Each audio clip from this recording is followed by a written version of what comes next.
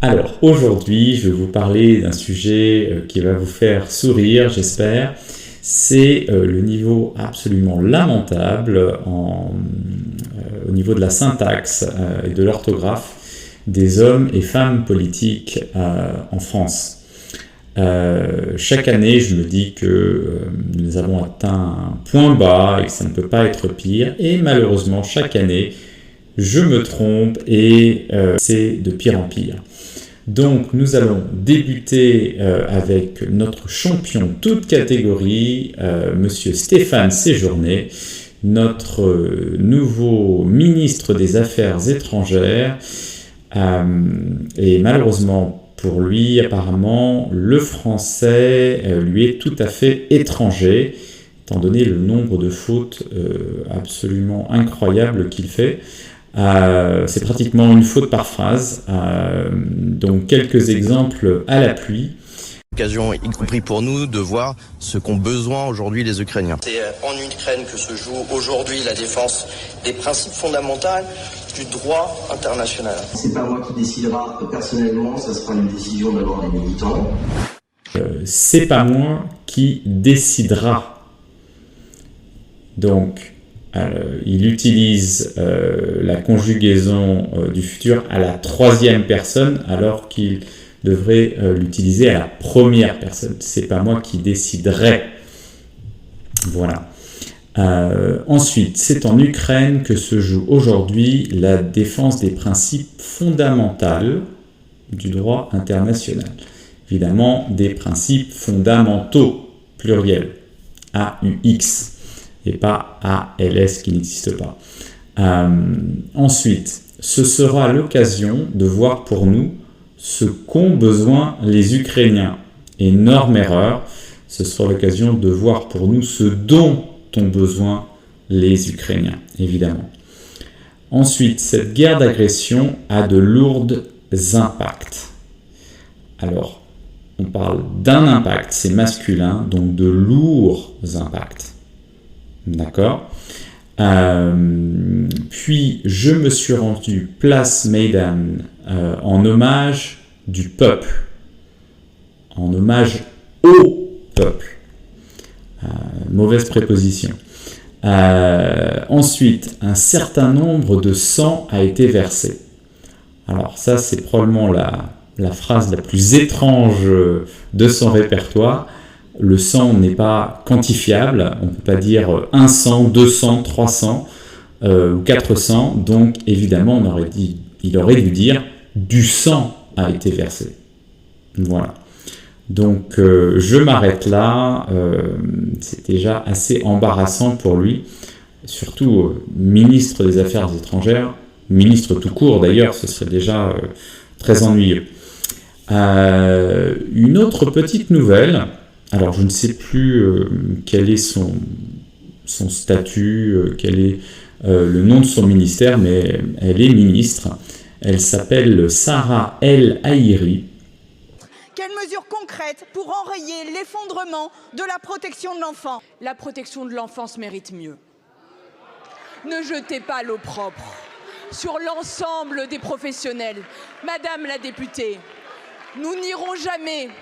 Madame la députée, nous n'irons jamais qu'il y a des besoins essentiels, mais ne jetez pas l'eau propre sur les assistants familiaux, sur les éducateurs spécialisés, sur les départements, Madame la... Et alors ça, c'est une erreur que j'ai vue assez souvent, notamment dans le parti politique de M. Macron.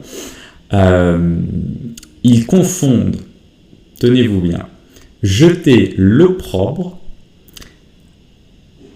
avec l'eau propre, ce qui n'a absolument rien à voir.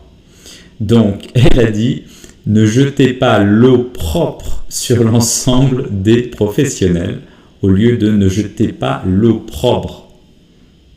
Voilà. Et en plus, dans le même discours, elle a refait une deuxième fois.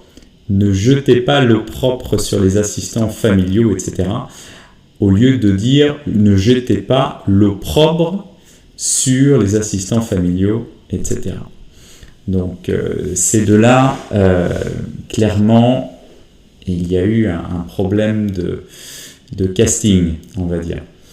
Mais c'est pas tout, hein.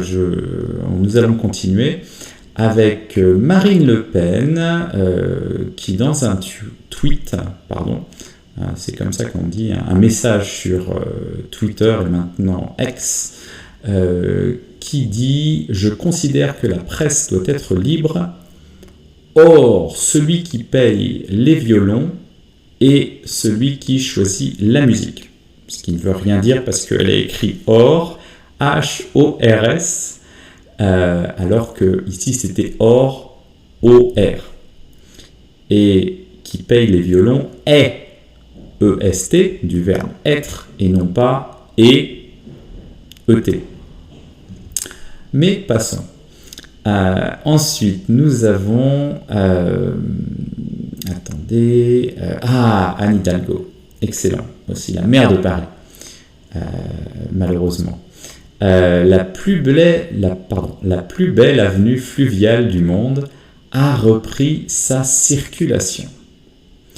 Sauf qu'elle a écrit « a repris », a avec un accent, donc la préposition, au lieu de l'auxiliaire « avoir », et repris avec un T, alors que c'est le participe passé, étant donné qu'on utilise le passé composé ici, et donc ça aurait dû être un S à la fin, et non pas un T. Donc Madame Hidalgo a quelques petits problèmes d'orthographe, c'est plutôt une grosse erreur en plus, pas exactement une petite. Ensuite, qu'est-ce que nous avons? Nous revoilà avec Marine Le Pen. Si nous perdons, le voile sera imposé. Sauf qu'elle a écrit imposé et E, comme si le voile était féminin. Voilà, une petite étourderie. Monsieur Hollande, quand il était à l'Élysée. Accès à la propriété, le président François Hollande a annoncé hier une mesure pour faciliter l'achat de son logement. Sauf qu'il a mis le verbe au participe passé après pour, alors qu'après une préposition, on met toujours le verbe à l'infinitif, évidemment. Ensuite, qu'est-ce qui nous a fait... oui, encore l'Élysée. J'ai donc décidé, passé composé, mais il a décidé que décider devait être à l'infinitif et non pas au participe passé. Donc, a priori, le participe passé n'est pas vraiment maîtrisé à l'Élysée. Ça fait peur. Ensuite... l'accompagnement, toujours à l'Élysée d'ailleurs, je ne sais plus, 2014 c'était François Hollande, je pense. L'accompagnement des personnes âgées seront améliorés, EES, à la fin. Sauf qu'ici on parle de l'accompagnement, un accompagnement, donc, et en plus le verbe est au pluriel. Donc ça aurait dû être l'accompagnement des personnes âgées sera amélioré et. Voilà, un accompagnement. Donc là, ça ne marche pas très bien. Ensuite, Nadine Morano, encore une experte de la langue française. Attendez. Vous mélangez deux phrases. Mélanger ER à la fin. Bravo.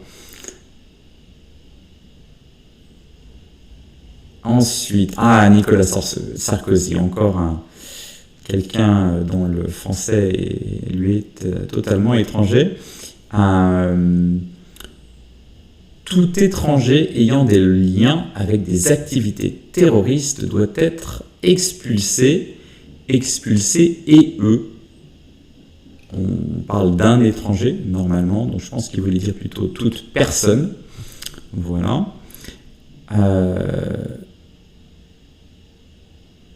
Oui, celui-là est assez excellent. Voter pour les candidats de Marine Le Pen, c'est donner un allongement de bail aux socialistes. Sauf qu'au lieu d'utiliser l'infinitif pour voter, il a utilisé le EZ à la fin, donc l'impératif, et donc il demandait aux gens de voter pour Marine Le Pen, sa concurrente. C'est intéressant. Ah oui, nous avons aussi Christine Boutin qui parle... Alors attendez, que je retrouve le tweet. Au lieu de dire poudre de perlimpinpin, elle disait poudre merlin-pimpin. Merlin n'a rien à voir dans l'histoire, évidemment.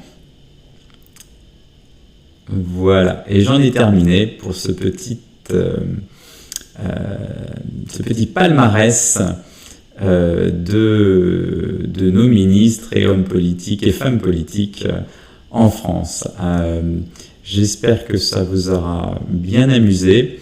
Donc vous voyez, en fin de compte, je vous déconseille fortement de regarder les débats politiques en France. Vous risquez d'apprendre de nombreuses erreurs en matière de syntaxe et de grammaire. Évitez-les. Je pense que aussi pour votre santé mentale, ce sera beaucoup mieux. En espérant que ça finisse par s'améliorer un jour ou l'autre. Voilà, je vous dis à très bientôt. Portez-vous bien.